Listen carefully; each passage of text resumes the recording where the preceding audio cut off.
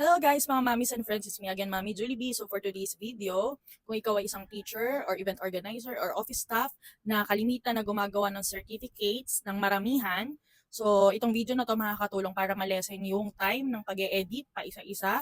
So ang gagamitin natin ngayon is yung bulk create ng makikita sa Canva. So without further ado, let's get started.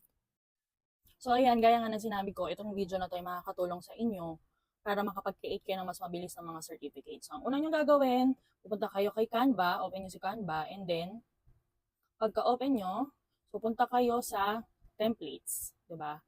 Or kung may sarili na kayong certificate, so ganito yung gagawin nyo. Kung may na-design na kayo na isang certificate, ganito yung gagawin nyo. For example, ito na lang para madali tayo. Ito yung gagawin kong sample. So, for example, gagawa ka, customize this template natin. Tapos gagawa ka ng maramihan na certificate. So, di ba ang ginagawa nyo? Pag paisa-isa, duplicate nyo yung page, tatype nyo yung pangalan, duplicate yung page, tatype nyo yung pangalan. Kasi kalimitan naman sa certificate, delete muna natin. Kalimitan naman sa certificate, itong name lang yung binabago natin, diba? So, ang una nyong gagawin, guys, ay may dalawang paraan. Isang manual data, ito yung i-enter nyo, itatype nyo isa-isa doon sa Canva, at yung pangalawa naman is yung data, which is gagawin natin siya sa Excel. So, ito muna yung unang paraan. Ang gagawin nyo dito, kung mag-create kayo ng bagong certificate, pupunta kayo dito sa side na to, hanapin nyo hanapin nyo tong bulk create. So, pagkahanap nyo ng ito yung sinasabi ko sa inyo, enter manually. So, dito, ayan, may nakalagay na. So, name lang naman yung kailangan nating baguhin. So, ang gagawin natin, kailangan natin i-delete to. So, delete natin tong column na to. Tapos, for example, ayan. So, ito yung mga name. So, for example, itong si John Smith, tinype na natin. Or sige, baguhin na lang natin. Wait lang, ayan. So, kunyari, Julian Marasigan. Tapos, PJ Marasigan. Eliel Marasigan. Ito yung pag-enter ng data manually. Tapos, Elijah Marasigan. And then, Elisha Marasigan. Tinype ko lang to ha. Again, pumunta ako sa bulk create doon sa side. And then, inopen ko to. So, pag natapos nyo na yan, i-click mo lang yung done. So, pag click mo ng done, itatapat nyo tong kung ano yung part ng certificate. So, ito diba? Ito yung babaguhin natin. So, may 5 akong in-enter. So, ang i-right click nyo to, pagka right click nyo, hanapin nyo si connect data. Pagka connect data, since ito lang naman yung laman nung manual natin kanina na name, yun yung name diba sa taas. Ayan. So, lalabas yan sa gilid. Ganyan. Ayan na yung mga names, nakita nyo na. Zoom natin. Ayaw pa mag-auto-focus. So, continue. Pag continue natin, ayan na. Select all nyo na. And then, create 5 design. So, preparing, lalabas dyan sa taas na, nakikita ba? Ayan.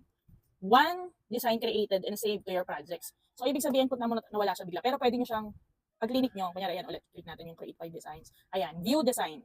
Pero pwede kayong mag-home makikita nyo siya doon. So, ayan na. Isa-isa nang nakalagay yung name kanina, nabago na. Ayan, Eliel Eliza. Nang wala akong binabago. Sa pangalawa, so tapos na tayo sa manual data. Guys, nga pala, kapag may mga names kasi na mahaba, so minsan umababa siya. Siyempre yun, iisa-isahin yung i-move na lang. So next tayo. Ito naman, mas mabilis na paraan to. Kasi hindi nyo enter ng isa-isa, itatype doon mismo sa Canva. So ganito yan guys. Magbubukas kayo ng Microsoft Excel or kahit yung Google Spreadsheet, pwede yun. Tapos, ayan. Dito, makikita nyo, susum ko ulit. Diyan, actually kinuha ko lang yan sa ChatGPT. Nag-prompt lang ako, nagbigyan ako ng 15 names na Pinoy. So, ito yung sinubo ko kanina. Pero, for example, ano ba yung kaninang design natin? Ayan, supervisor, tsaka VP operations. So, kunyari, malaking company, or iba-ibang teacher, o basta kayo na, kunyari, example na yan. So, ito yung gagawin natin. So, ano ba yung kanina?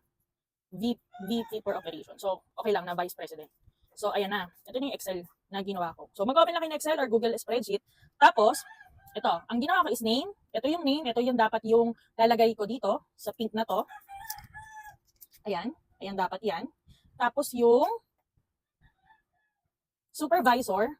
Yung supervisor na name, ito sila. Dito yan dapat sa supervisor.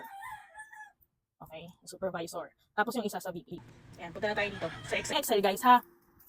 Dapat ang pagsa-save nito dapat naka-save as CSV ha. Kunyari, save as ko ha. Kasi naka-CSV na to guys eh. Pero pag sinid nyo, ganyan. Hahanapin nyo dito, kasi naka-MacBook ako. So, pero sa, ganyan din naman yung makikita nyo sa Windows. So, ayan. Dapat CSV yung pipiliin inyong file format. So, i-click na natin yan ha. Save. Na-save ko na siya eh. Naka-CSV format na siya. So, punta ulit tayo. Ito yung second na paraan. Punta ka dito, sa bulk create ulit. Ayan. Tapos, pagkapunta mo dyan sa bulk create, upload data. Ayan ha. So, ayan. So, upload data. Then, mag-open yan. Nasa niyo yung sinave nyong CSV. So, and then, click open. Tapos, pagka-click nyo, ayan na siya. So, nakita nyo, diba? Ayan na yung kanina sa CSV name, supervisor, vice president. Ang gagawin nyo, i-click nyo tong name, right-click ulit, and then, connect data. So, ito si name. Tapos, dito naman, itong supervisor, right-click, connect data, hanapin si supervisor. Doon sa mga, kayo na bahala kung anong gusto nyo, name, supervisor, ano man yung ilalagay nyo sa Microsoft, sa ibabaw, sa pinaka-column nyo sa taas, kayo na bahala kung ano yung ilalagay. Basta tatandaan nyo kung saan nyo siya i-connect data. So, ito, sa VP, connect data, hanapin nyo si Vice President. So, pag kinontinue nyo yan, kung na-connect nyo na yung tatlo, click continue. So, ayan na siya, yung mga nilagay natin sa CSV. And then, create 5 designs. So, ayan na. Pwede na natin i-view design. So, ayan na. Voila. Diba? Miguel Santos, ayan niya. Angelica Mendoza, Kevin Navarro. So, check natin. Si Miguel Santos, ang supervisor niya si Angelica Mendoza. Tapos, ang vice president niya is si Kevin Navarro. So, check. Tapos, si Andrea Reyes, si Christian Flores, si Bea Gonzalez, check natin. Andrea Reyes, Christian Flores, Bea Gonzalez. Ayan. So, next. Si Joshua Cruz, Patrick Ramos, Mark Anthony. So, kagaya niyan, yun yung sinasabi ko sa inyo, guys, na may mga times na dahil mahaba yung pangalan, kailangan natin i-edit or i-stretch. Tapos, move nyo lang. And then, check natin. Tama. Si Joshua, Patricia, si Mark. Then, next, si Camille Garcia, si Daniel Bautista, at si Alisa Aquino. Alisa Aquino. So, tama.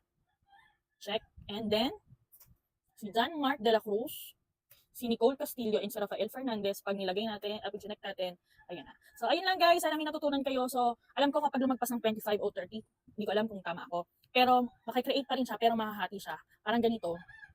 So, home, tayo sa home. Papakita ko lang sa inyo. Ayan, mag-bulk 1 yan, bulk 1, bulk 2, pero same design. So, kayo na yung mag-create yan. So, yun lang guys. God bless everyone. Bye-bye.